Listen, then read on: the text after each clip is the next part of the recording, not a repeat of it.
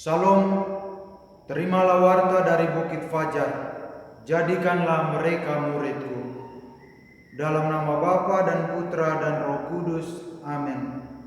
Tuhan sertamu dan sertamu juga. Inilah Injil Yesus Kristus menurut Santo Matius.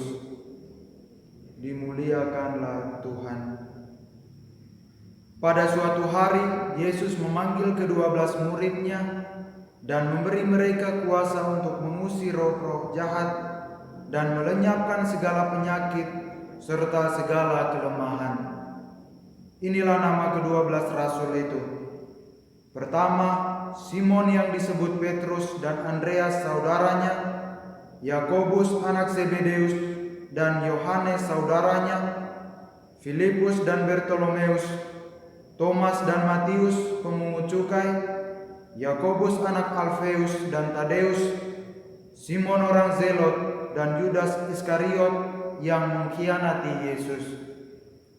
Ke-12 murid itu diutus oleh Yesus dan ia berpesan kepada mereka, "Janganlah kalian menyimpang ke jalan bangsa lain atau masuk ke dalam kota Samaria, melainkan pergilah kepada domba-domba yang hilang dari umat Israel. Pergilah dan wartakanlah, kerajaan surga sudah dekat." Demikianlah sabda Tuhan.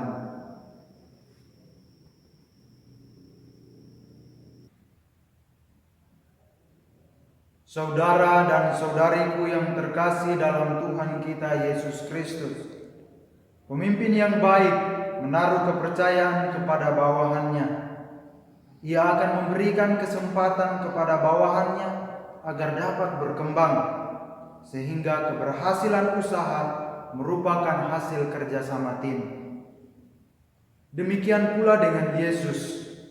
Dalam melaksanakan karya keselamatan Bapa kepada manusia, ia menaruh kepercayaan kepada tim-tim suksesnya, yakni ke-12 rasul. Sebenarnya tanpa tim suksesnya pun, Yesus yang Maha Bisa dapat melakukan banyak hal sendiri. Namun Dia yang sangat berkuasa tetap memilih dan memanggil secara khusus para rasulnya untuk diajak bekerja sama dalam mewujudkan misinya. Yesus menyapa dan menempatkan tim-tim suksesnya, yakni para rasul, sebagai sahabat. Persahabatan memberikan tempat pada kesetaraan martabat. Di sini, Yesus menyatukan mereka ke dalam sebuah tim untuk melaksanakan proyek keselamatan kerajaan Allah. Bacaan Injil hari ini yang telah kita dengar bersama menceritakan Yesus memanggil dan memberikan kuasa kepada para tim suksesnya untuk menyembuhkan orang sakit, mengusir setan-setan, serta memperhatikan dan menolong orang-orang yang dipinggirkan dari lingkungan sosial. Inilah tugas yang diberikan kepada para tim suksesnya.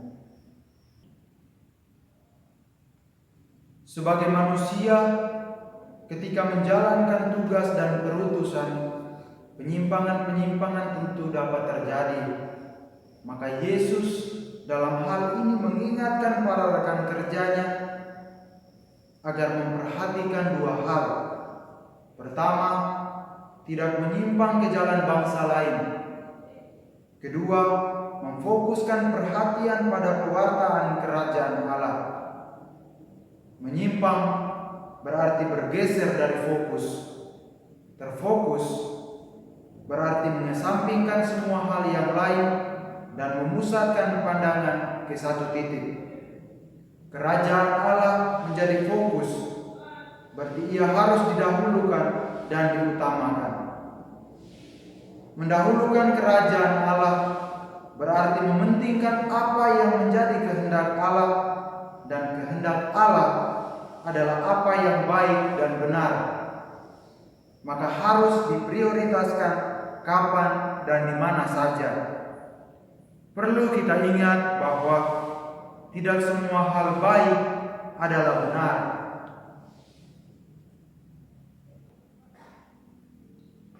Saudara dan saudariku yang terkasih dalam Tuhan kita Yesus Kristus, untuk itu sebagai pengikut sekaligus rekan kerja Kristus, tim sukses Yesus, tugas kita adalah melaksanakan kehendak Allah dengan mewartakan kerajaan surga lewat sikap hidup kita, dengan menghargai dan menghormati sesama kita, meninggalkan kebiasaan-kebiasaan buruk atau keegoisan kita. Mari kita meminta penyertaan Tuhan agar memampukan kita menjadi penyalur rahmat bagi sesama. Ya Tuhan, tuntunlah kami dengan Roh Kudus-Mu agar kami memiliki hati yang mampu menangkap kehendak-Mu. Berkatilah kami semua yang mengusahakan kebenaran dan keadilan untuk menegakkan kerajaan-Mu. Amin.